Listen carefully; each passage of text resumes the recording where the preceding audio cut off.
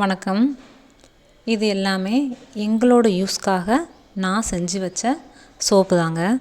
நான் ஒரு 3 வருஷமாகவே நாங்கள் சோப் பண்ணிக்கிறேங்க. பாருங்கள் எவ்வளோ சோப்புன்னு. இது லெமன் சோப்புங்க, லெமன் ஃப்ளேவருங்க. அது லெமன் ஜூஸும் ஆட் பண்ணுவேன் நான். நான் ஃப்ராக்ரன்ஸ் அதிகமாக யூஸ் பண்ண மாட்டோங்க. அதனால் இது ஃபுல்லாமே எங்களுக்காக பண்ண சோப்பு தான். அதனால் இதில் எல்லாமே ஸ்மெல் கம்மியாக தாங்க இருக்கும்.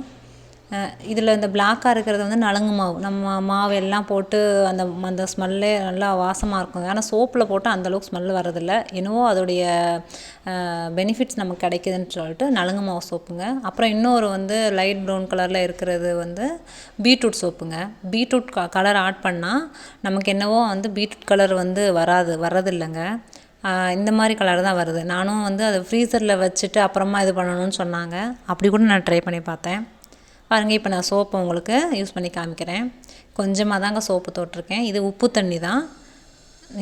நாங்கள் விருதுநகர், அதில் பயங்கரமாக தாங்க இருக்கோம். ஹாட் வாட்டர், பயங்கரமான ஹாட் வாட்டருங்க.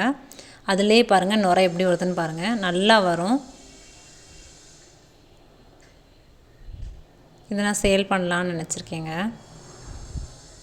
பாருங்கள், நல்லா இருக்குங்க, குளிக்கிறதுக்கு நல்லாவே இருக்கும்.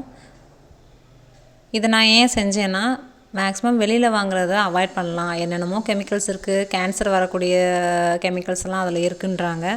அதனால தான் இது மட்டும்தாங்க, இந்த சோப்பு மட்டும்தான் 50 ரூபா. அதாவது இந்த ஃப்ளேவர் சொல்லலை நான், இந்த சைஸு சோப்பு மட்டும், இந்த ஃப்ளவர் சோப்பு போட்டிருக்குங்களே எல்லா சோப்பும் மட்டும் 50 ரூபாங்க. மிச்சம் எல்லா சோப்புமே 40ங்க.